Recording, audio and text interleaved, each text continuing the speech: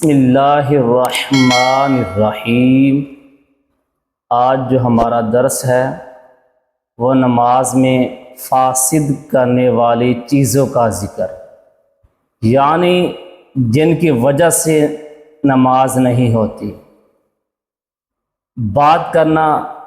نماز کے بیچ میں ہی گفتگو کر دینا، اس سے نماز فاسد ہو جائے گی۔ سلام کرنا، زبان سے سلام کا جواب دینا،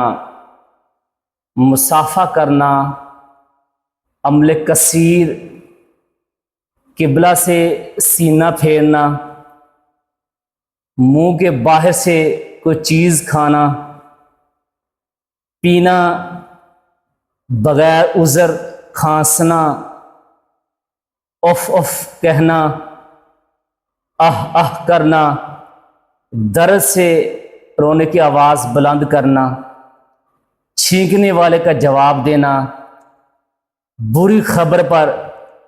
انا للہ و انا الیہ راجعون کہنا، خوشخبری پر الحمدللہ کہنا،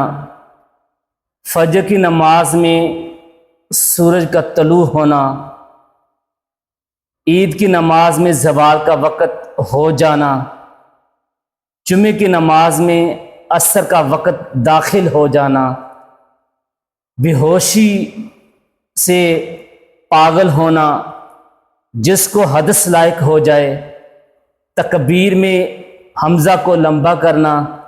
نماز میں کہکہ لگانا، ان ساری چیزوں سے